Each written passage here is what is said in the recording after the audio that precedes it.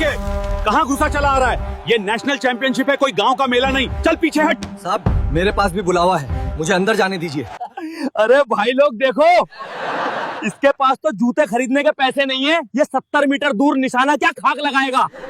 निशाना जूतों से नहीं, जिगरे और नजर से लगाया जाता है साहब।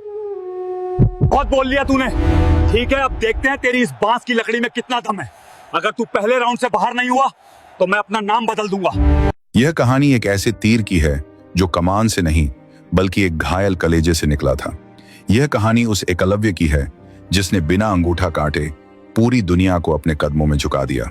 आज आप देखेंगे कि जब कार्बन फाइबर का लाखों रुपए का धनुष फेल हो जाता है तो जंगल के बांस से बना एक मामूली धनुष कैसे इतिहास रचता है। क्या एक आदिवासी लड़का जिसके पास पहनने को जूते नहीं हैं, वो देश के ओलंपिक चैंपियन को हरा सकता है? यह मुकाबला अमीरी और गरीबी का नहीं है, यह मुकाबला अहंकार और संस्कार का है। अगर आप भी मानते हैं कि हुनर किसी की जागीर नहीं होता तो इस चैनल को सब्सक्राइब करके कमेंट में जय हिंद जरूर लिखें।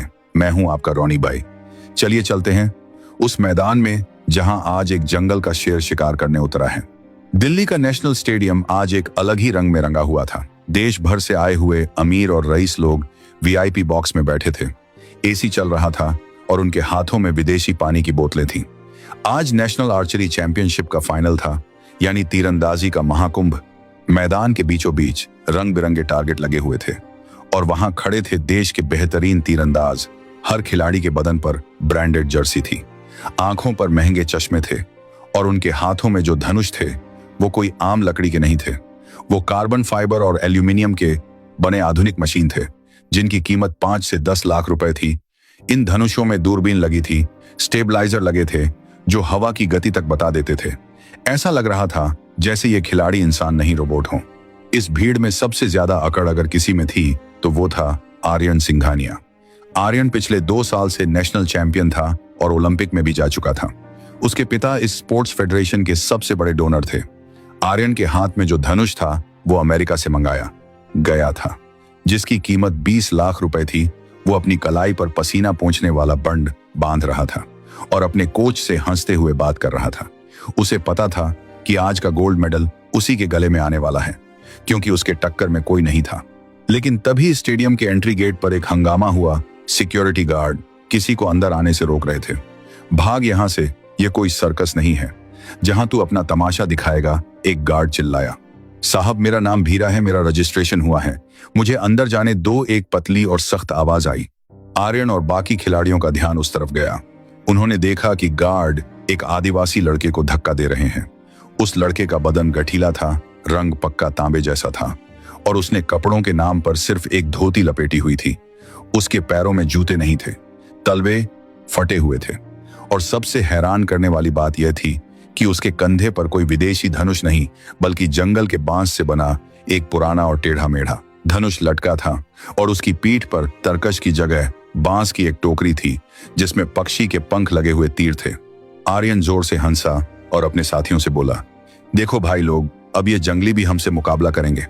लगता है ये रास्ता भटक कर जंगल से शहर आ गया है। ए लड़के, यहाँ चिड़िया नहीं मारनी है, ये नेशनल चैंपियनशिप है, निकल यहां से। भीरा ने गार्ड का हाथ झटक दिया और अपनी जेब से एक मुड़ा थोड़ा कागज निकाला। ये देखो साहब, कोच सिन्हा साहब ने मुझे बुलाया है, मेरा नाम लिस्ट में है। तभी वहां कोच सिन्हा दौड़ते हुए आए। कोच सिन्हा एक पुराने और ईमानदार कोच थे जिन्हें फेडरेशन ने साइडलाइन कर दिया था। उन्होंने गार्ड को डांटा, हटो, इसे अंदर आने दो, यह मेरा स्टूडेंट है। आर्यन ने कोच सिन्हा का मजाक उड़ाते हुए कहा, अरे सिन्हा सर, रिटायरमेंट की उम्र में अब आप इन आदिवासियों को ट्रेन कर रहे हैं क्या? अरे भाई लोग देखो, इसके पास तो जूते खरीदने के पैसे नहीं है। ये 70 मीटर दूर निशाना क्या खाक लगाएगा? निशाना जूतों से नहीं, जिगरे और नजर से लगाया जाता है साहब। बहुत बोल लिया तूने। ठीक है, अब देखते हैं तेरी इस बांस की लकड़ी में कितना दम है। अगर तू पहले राउंड से बाहर नहीं हुआ तो मैं अपना नाम बदल दूंगा। कंपटीशन शुरू हुआ। अनाउंसर ने घोषणा की कि पहला राउंड 70 मीटर का होगा। हवा थोड़ी तेज चल रही थी, जो तीरंदाजों के लिए सबसे बड़ी दुश्मन होती है। सभी खिलाड़ी अपनी अपनी पोजीशन पर आ गए। आर्यन ने अपना हाईटेक धनुष उठाया। उसने अपनी दूरबीन से टारगेट को देखा। उसके धनुष में लगे सेंसर ने हवा की गति नापी और उसने बड़े आराम से तीर छोड़ा। सन और तीर सीधा टारगेट के बीचों बीच पीले गोले में लगा। परफेक्ट 10 पूरा स्टेडियम तालियों से गूंज उठा। आर्यन ने पीछे मुड़कर भीरा की तरफ देखा और एक व्यंग्य भरी मुस्कान दी, जैसे कह रहा हो कि बेटा यह लेवल है मेरा। अब बारी भीरा की थी। जब भीरा लाइन पर आया तो दर्शक हंसने लगे। कोई सीटी बजा रहा था तो कोई कह रहा था कि यह तो कॉमेडी शो चल रहा है। भीरा ने अपना बांस का धनुष उठाया। उसमें कोई दूरबीन नहीं थी, कोई बैलेंस रोड नहीं थी, कोई क्लिकर नहीं था। यह बस एक सूखी लकड़ी थी और जानवर की आंत से बनी डोरी। भीरा ने आंखें बंद की। उसने हवा को अपने गालों पर महसूस किया। उसके नथुने फड़फड़ाए जैसे कोई जानवर हवा में गंध सूंघता है। उसने जमीन की मिट्टी को अपने नंगे पैरों से महसूस किया। उसने एक गहरा सांस लिया और तीर चढ़ाया। उसकी कमान चरचराई चर्रर। लोग हंस रहे थे कि अभी यह धनुष टूट जाएगा, लेकिन अगले ही पल एक अजीब सी आवाज आई, जैसे हवा को किसी ने छीर दिया हो। शू। भीरा का तीर निकला और सीधा जाकर आर्यन के तीर के बिल्कुल बगल में धंस गया। टारगेट के बिल्कुल बीचों बीच बुलसॉय। स्टेडियम में सन्नाटा छा गया। जो लोग हंस रहे थे उनके मुंह खुले रह गए। अनाउंसर भी एक पल के लिए चुप हो गया, फिर चिल्लाया, 10 पॉइंट्स। यह अविश्वसनीय है, एक देसी धनुष से परफेक्ट 10। आर्यन का मुंह उतर गया।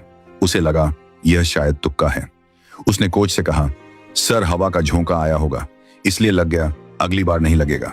लेकिन भीरा का तुक्का नहीं था, यह उसकी तपस्या थी। राउंड दर राउंड खेल आगे बढ़ता गया। बाकी खिलाड़ी बाहर होते गए, लेकिन भीरा और आर्यन के बीच कांटे की टक्कर चल रही थी। आर्यन मशीनों के दम पर सटीक निशाने लगा रहा था और भीरा अपनी रूह के दम पर धीरे धीरे भीड़ का मजाक सम्मान में बदलने लगा। लोग अब आर्यन का नहीं भीरा का नाम चिल्ला रहे थे, कम ऑन भीरा दिखा दे। इनको हर बार जब भीरा अपना बांस का धनुष उठाता तो पूरा स्टेडियम सांस रोक लेता। फाइनल राउंड आ गया। स्कोर बराबर था। आर्यन और भीरा दोनों के अंक समान थे। अब फैसला आखिरी 3 तीरों पर होना था। लेकिन तभी मौसम ने करवट ली। अचानक आसमान काला हो गया और बहुत तेज आंधी चलने लगी। धूल उड़ने लगी।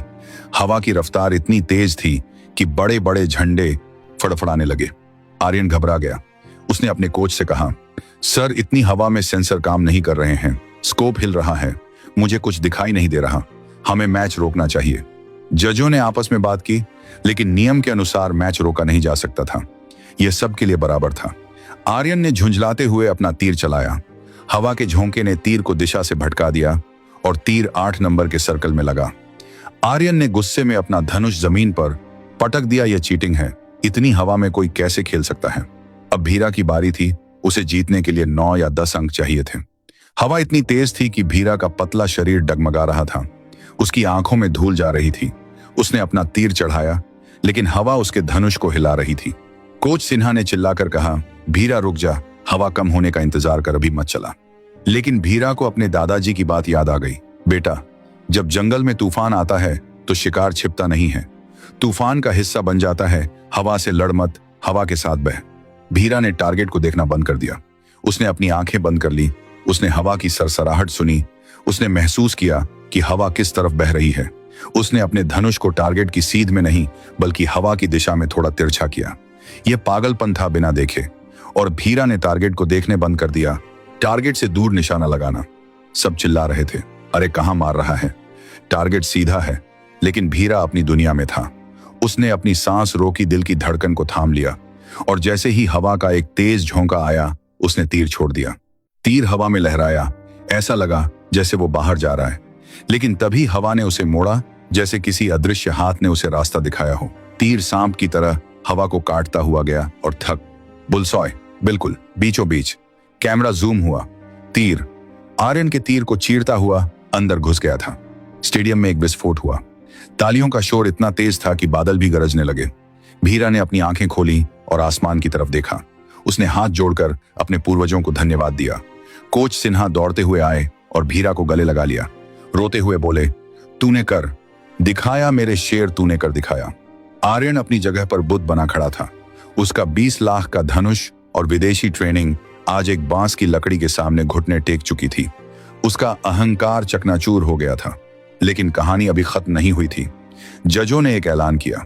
स्कोर में कुछ तकनीकी गड़बड़ी थी और नियम के मुताबिक अगर फाइनल में इतना करीबी मामला हो तो एक गोल्डन एरो यानी एक आखिरी तीर से फैसला होगा और इस बार टारगेट और भी मुश्किल होगा। जज ने कहा, इस बार टारगेट 70 मीटर दूर रखा, एक छोटा सा सिक्का होगा जो उस सिक्के को भेद देगा, वही असली विजेता होगा। यह असंभव जैसा था। 70 मीटर दूर से एक छोटा सा सिक्का दिखना भी मुश्किल था। आर्यन ने मना कर दिया, मैं नहीं खेल सकता, यह पागलपन है। इतनी दूर से सिक्का किसी को नहीं दिखेगा। यह किस्मत का खेल है, हुनर का नहीं। भीरा आगे आया, उसने माइक लिया और कहा, मैं तैयार हूं। आर्यन हंसा, पागल है क्या, तुझे दिखाई भी नहीं देगा? भीरा ने कहा, मुझे देखने की जरूरत नहीं है, मुझे महसूस होता है। जजों ने अनुमति दी। आर्यन को भी मजबूरी में आना पड़ा। पहले आर्यन ने कोशिश की, उसने बहुत देर तक निशाना साधा, लेकिन उसके हाथ कांप रहे थे। उसका आत्मविश्वास टूट चुका था। उसने तीर छोड़ा और तीर सिक्के के पास से गुजर गया। बहुत करीब था, लेकिन लगा नहीं। अब भीरा की बारी थी। यह उसका आखिरी मौका था, दुनिया को साबित करने का कि आदिवासी पिछड़े नहीं होते, वो बस संसाधनों से वंचित होते हैं। भीरा ने अपनी तरकश से अपना सबसे अच्छा तीर निकाला, जिसके पीछे मोर का पंख लगा था।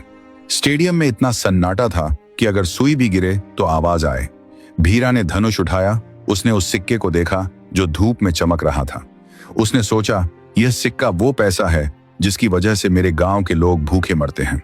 ये वो अमीरी है जिसने हमें हमेशा नीचे रखा। आज मुझे इस सिक्के को नहीं, इस भेदभाव को भेदना है। उसने प्रत्यंचा खींची। उसकी मांसपेशियों का एक एक रेशा तन गया।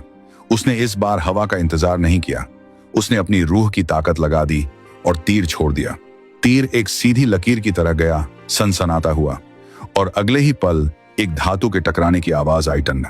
सिक्का हवा में उछला, उसके बीचों बीच छेद हो चुका था। तीर उसे लेकर पीछे लगे बोर्ड में जा धंसा। असंभव, यह शब्द हर किसी के मुंह से निकला। कमेंटेटर अपनी कुर्सी से गिर गया। आर्यन जमीन पर बैठ गया। उसने अपना सिर पकड़ लिया। भीरा ने अपना धनुष नीचे रखा। उसने कोई जश्न नहीं मनाया। वो शांत खड़ा था, जैसे उसने कोई बड़ा काम नहीं, बस अपना फर्ज निभाया हो। पूरा स्टेडियम खड़ा होकर उसे सलाम कर रहा था। बड़े बड़े मंत्री और अफसर जो कल तक उसे अंदर आने से रोक रहे थे, आज उसके साथ फोटो खिंचवाने के लिए धक्का मुक्की कर रहे थे।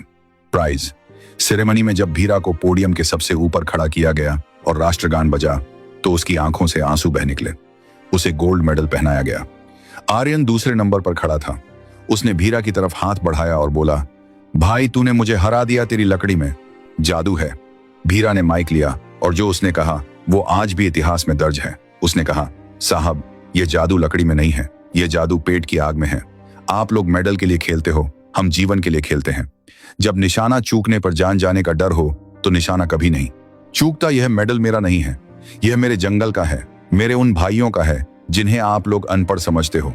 बस हमें मौका दीजिए, हम आसमान के तारे भी तोड़ लाएंगे। उस दिन भीरा ने सिर्फ गोल्ड मेडल नहीं जीता, उसने करोड़ों उम्मीदें जीती। उसने बता दिया कि अगर जज्बा हो तो बांस की लकड़ी भी AK-47 से ज्यादा घातक हो सकती है, और नंगे पैर पहनने वाला भी दुनिया की सबसे ऊंची जगह पर खड़ा हो सकता है। दोस्तों, भीरा की यह कहानी हमें सिखाती है कि अपने अभावों को अपनी कमजोरी मत बनने दो। तुम्हारे पास जो है उसी को अपना हथियार बनाओ। दुनिया